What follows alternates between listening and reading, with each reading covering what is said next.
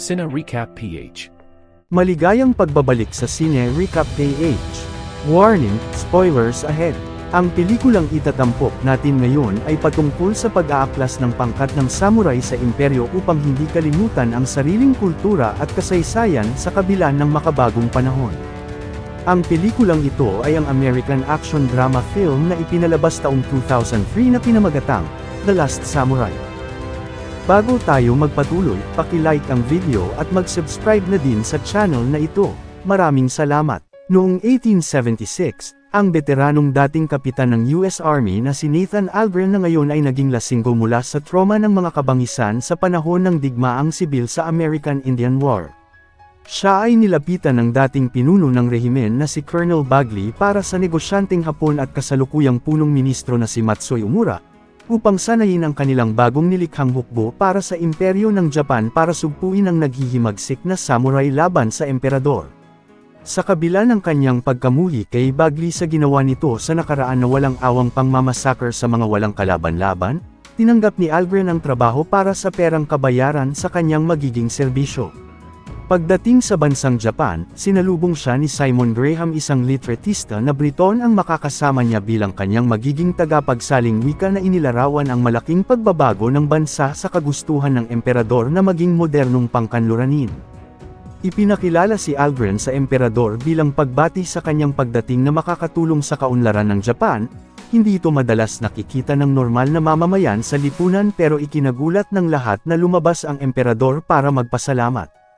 Kalaunan, sinimulan na ni Algren ang pagsasanay sa hukbo gamit ang modernong armas sa panahon na iyon na nagmula pa sa Amerika. Pinangungunahan ng hukbo ng general na si Hasegawa ang makakatulong niya sa pamumuno sa hukbong sandatahan. Pinaghahandaan nila ang pangkat ng nagre-rebelyong samurai na pinamumunuan ng nagngangalang Katsumoto, dating magkasama ang general at ang rebelde bilang isa din itong samurai. Nahihirapan ang mga sundalo sa paghawak ng armas bilang bago pa lang ito sa kanila kaya ipinakita ni Algren sa isang sundalo ang tamang paggamit, pero dumating si Umura dahil sinalakay ang kanyang riles at gusto na nitong kumilos na sila para tugisin ang mga rebelde sa gubat. Hindi pa sapat ang kakayahan ng mga sundalo para lumaban, ngunit iginiit ni Bagley na pana at sibat lang ang gamit ng mga ito laban sa kanilang armas. Ipinakita ni Algren sa kanila na hindi pa handa ang hukbo pero mapilit ang mayabang na colonel. Kinabukasan, sinimulan ng maglakbay ng hukbo patungo sa gubat para sa planong pagsalakay. Ang general tumanggi na lumaban sa pangkat ni Katsumoto bilang dati niyang kasamahan kaya wala nang nagawa si Algren kundi pamunuan ang hukbo mag-isa. Sa pagdating ng mga rebeldeng samurai, pinaghanda niya ang lahat sa pagpapaputok ng baril sa kanyang utos, pero sumugod ang mga samurai sa kanila dahilan ng magkanya-kanyang paputok ang mga sundalo ng walang hudyat hanggang sa mawasak ang kanilang hanay. Pinaatras na ni Algren ang hukbo ngunit hindi na kinaya dahil ang minaliit nilang mga rebelde ay mga tunay na mandirigma. Maging ito ay nahulog na sa kanyang kabayo pero pilit pa ring lumaban kahit napapalibutan. Ang pinuno ng samurai na si Katsumoto ay napahanga sa ipinakita niyang katapangan. Lumapit ang nakapulang baluti upang wakasan ang buhay ni Algren, pero patuloy pa din itong lumaban at napatay ang samurai. Dahil dito pinigilan ni Katsumoto ang kanyang mga mandirigma na patayin ito upang gawing bilanggo. Ang mga samurai ay walang kahirap-hirap na nanalo sa labanan sa makabagong armas. Ang general naman ay tinapos ang sarili nitong buhay sa tinatawag na seppuku bilang kamatayan na may dangal. Kalaunan, isinama si Algren ng mga samurai pabalik sa kanilang nayon sa anak ni Katsumoto na si Nobutada. Inalam ang kanyang pangalan bilang marunong ito sa wikang Ingles ngunit hindi nagsasalita si Algren kahit pinagbantaan na ang buhay nito ng kanyang tagasunod na si Yujiro. Pinaalagaan ito ni Katsumoto sa kanyang kapatid na si Toka dahil matindi ang natamong sugat ng Amerikano sa labanan. Siya ay nanatili sa bahay ni Toka kasama ang kanyang dalawang anak. Sa kabila nito hindi maintindihan ni Yujiro ang pinuno nila kung bakit niya pa ito binuhay. Gusto na munang malaman ni Katsumoto ang pagkatao ng kanilang bagong kaaway. Kahit wala sa kondisyon alak pa din ang hinahanap ni Algren, pinagbigyan siya ni Nobutada para na din sa sugat niya pero sumunod na mga araw tumanggi na ang tiyahin niya habang nakakaranas pa din si Algren ng bangungot sa nakaraan. Hindi nagtagal, nakakalakad na ulit si Algren. Malaya siyang makakapag-ikot-ikot sa nayon at nasilayan kung paano namumuhay ang mga samurai sa pang-araw-araw habang may nakasubaybay sa kanyang matandang samurai na nagbabantay. Pagbalik sa bahay ni Taka nakita niya ang anak nitong nakaharap sa pulang baluti. Tinawag siya ni Nobuta para pumunta sa templo kung saan naroon si Katsumoto nagdarasal. Nagpakilala ito sa kanya at inalam ang kanyang pangalan, pero ipinagtataka ni Aldrin kung bakit pa siya nito binuhay at inalam ang dahilan. Gusto lang siyang makilala ng pinuno ng samurai sa pagkakaiba ng kanilang kultura. Bago umalis ang samurai inalam ni Aldrin kung sino ang mandirigma na nasa pulang baluti. Ito ang asawa ng kapatid ni Katsumoto na ang ibig sabihin na ang babaeng tumulong sa kanyang gumaling, ay ang asawa ng napatay niyang mandirigma. Ganun pa man, sa kultura ng samurai isa itong uri ng marangal na kamatayan, pero nakaramdam ng konsensya si Aldrin sa asawa nito at sa naulilang dalawang anak. Sa labas ng bahay habang nagsasanay ang dalawang anak ni Taka, pinulot ni Aldrin ang sandata ng natalong bata at pinasubok sa kanya ang makipaglaban. Dumating si Yujiro na hanggang ngayon galit na galit kay Aldrin na itinuturing siyang kanilang kaaway. Hinamon siya ng samurai sa isang duelo at pinakita kung gaano ito kahusay bilang siya ang kanang kamay ng pinuno. Ganun pa man, hindi sumuko si Aldrin kahit ilang beses na itong bumagsak. Patuloy pa din siyang lumalaban pero inawat na siya ng samurai upang tumigil na. Sumunod na araw nakipagkita ulit ang pinuno kay Aldrin, gusto niya lang makipagkwentuhan para alamin ang pagkatao ng kanyang bilanggo. Hindi pa rin maintindihan ni Aldrin ang samurai sa kung ano ba talaga ang kailangan nito sa kanya.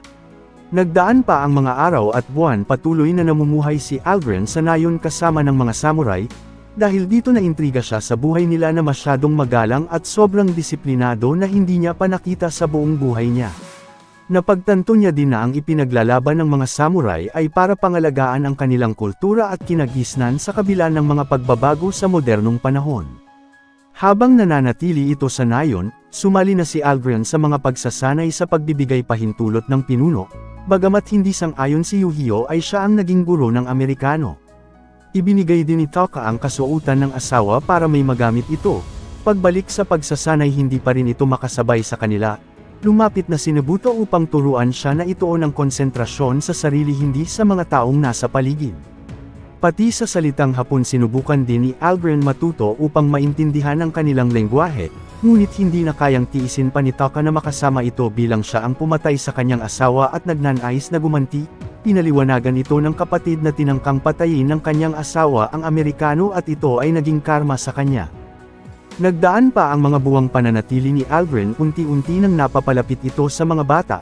Nang makahanap siya ng pagkakataon humingi ito ng tawad sa nagawa sa asawa ni Taka na ngayon mabilis nang natanggap ng Haponesa dahil naintindihan na niyang ginawa lang nila ang mga tungkulin. Kalaunan, sumabak ulit si Aldrin sa duelo laban kay Yujiro kung may natutunan ito pero talagang magaling ang samurai. Naalala niya ang payo sa kanya ni Nobuta na kailangang nakatuon ang konsentrasyon niya sa sarili hanggang sa hindi inaasahan ng lahat na gawa nitong makatabla. Isang gabi habang nagkakasiyahan ang lahat, sinalakay sila ng mga ninja para patayin si Katsumoto, buti na lang napigilan ito ni Aldrin. Agarang itinakas niya si Taka at ang mga bata habang pinuprotektahan ng lahat ang pinuno na madala sa ligtas na lugar kung saan nagkita sila. Magmula doon habang abala ang lahat sa pakikipaglaban pinasok sila ng mga ninja.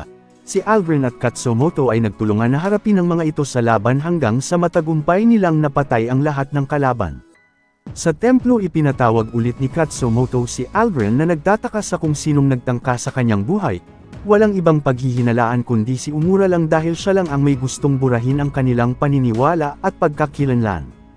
Ipinaalam sa kanya na binigyan na sila ng ligtas na daan ng emperador patungong Tokyo, ibig sabihin makakalaya na si Aldrin at aalis na sila bukas ng umaga. Kinabukasan, nagpaalam na ito kay Taka para sa pag-alis. Inihayag ni Aldrin na hinding-hindi niya makakalimutan ang ipinakita nitong kabutihan dahilan ng hindi na rin mapigilan ni Taka ang damdamin dahil may nararamdaman na ang Haponesa.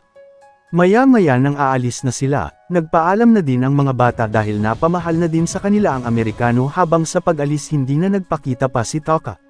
Kalaunan sa syudad nagkagulo ang lahat sa takot sa pagdating ng mga samurai.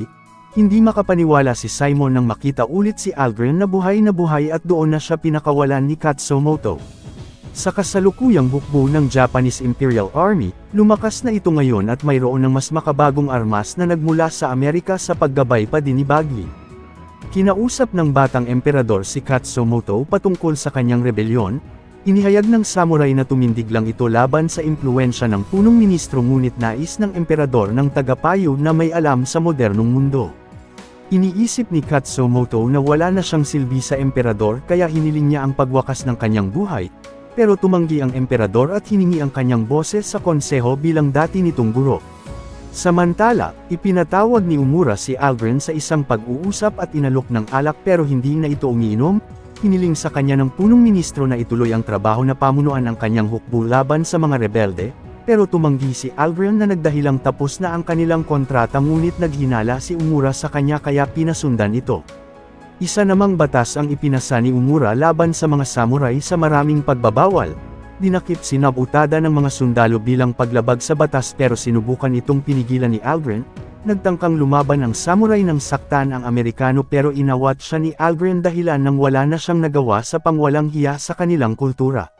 Sa pulong ng konseho dumating si Katsumoto na isang kasapi, hindi nagustuhan ni Umura ang pagdadala nito ng espada at kasama ito sa nilagdaan niyang batas. Tatanggapin lang ng samurai kung ang emperador mismo ang mag-uutos nito sa kanya subalit wala itong imik dahil sunod-sunodin lang ito sa punong ministro. Doon na siya pinaaresto ni Umura nang wala pa ding ginagawa ang emperador.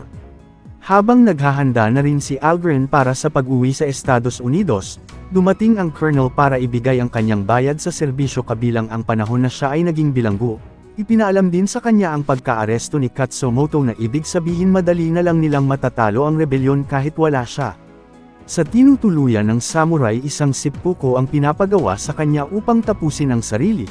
Napagtanto naman ni Aldrin na kailangan niya itong tulungan ngunit ipinapapatay ito ni Umura. Ganun pa man, hindi na siya ang dating Aldrin na walang alam kundi ang maglasing. Gamit ang mga natutunan niya sa nayon nagawa nitong mapatay ang lahat ng kalaban na ikinagulat niya rin sa sarili matapos itong hindi akalain na magawa. Maya-maya pa sa tulong ni Simon, nagpanggap silang inutusan ng punong ministro na kuhanan ng litrato ang taksil na samurai para makapasok upang iligtas si Katsumoto. Dumating din si Yujiro para tulungan silang makatakas subalit bihasa na ngayon ang mga sundalo sa paggamit ng baril. Buti na lang sumunod din ang pangkat ni Nobutada para tulungan ang ama ngunit napakadami ng mga sundalo.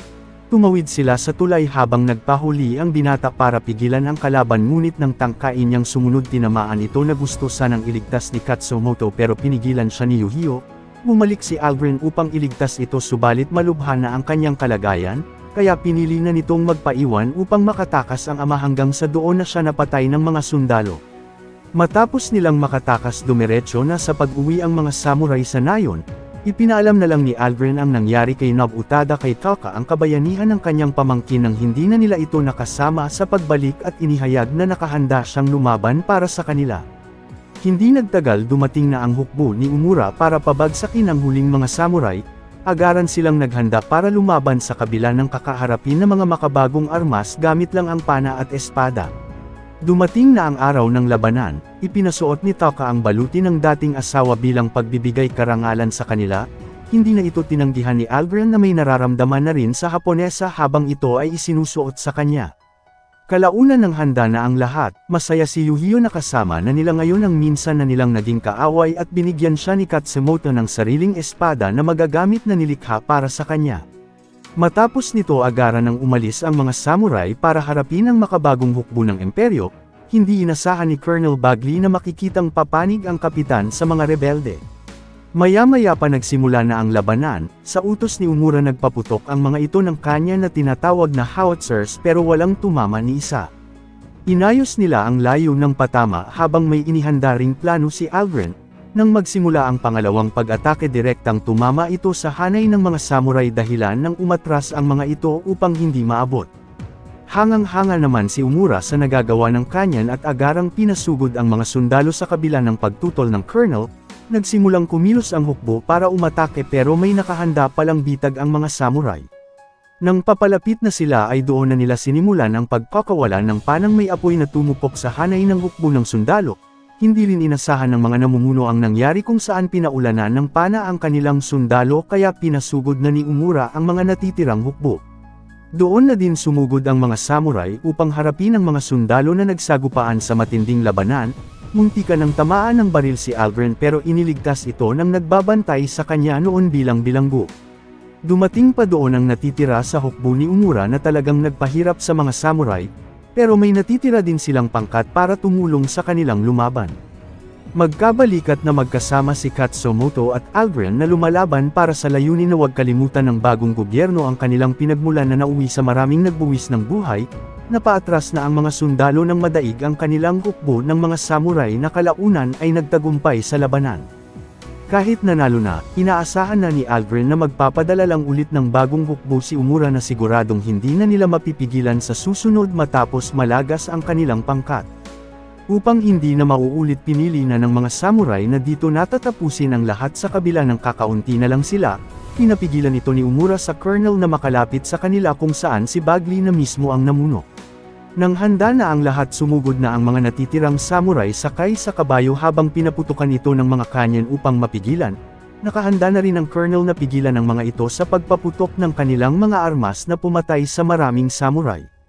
Pero patuloy sila sa pag-atake hanggang makalapit at doon na nagawang mapatay ni Algren si Bagley sa kapatuloy na sinalakay ang mga natitirang sundalo patungo sa kinaroroonan ni Umura, subalit may natitira pa pala itong makabagong armas na unang uri ng machine gun.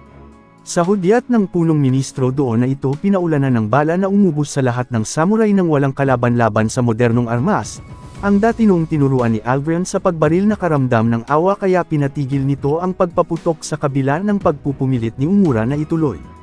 Nagawang makaligtas ni Katsumoto sa kabila ng marami na itong tama pero pinili niyang tapusin ang sariling buhay ng may dangal. Sa tulong ni Algren isinagawa nito ang seppuku sa harapan ng lahat at binigyan siya ng respeto ng mga sundalo bilang ang huling samurai. Kalaunan, ang Estados Unidos at ang Japan ay nagkasundo para sa ugnayan ng dalawang bansa na matagal nang inaasam ni Umura para sa kanyang sariling interes na kumita.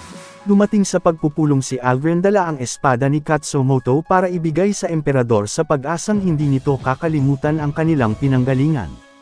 Tinanggap ito ng emperador habang tinututulan ng punong ministro na iginigiit na kasama siya ng mga rebelde. Inihayag ni Algren sa emperador na nakahanda itong wakasan ang kanyang buhay sa kanyang utos. Nagsalita ang emperador sa lahat ng mga ministro na pangarap nilang umunlad ang Japan sa mga modernong bagay, pero hindi dapat nila kalimutan kung ano ang kanilang pinagmulan.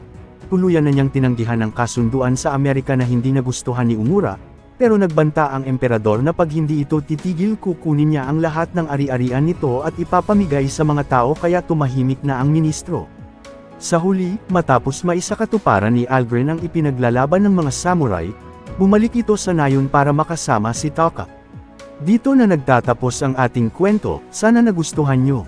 I-like ang video at mag-subscribe na din sa channel na ito. Maraming salamat sa panunood, hanggang sa muli. Paalam!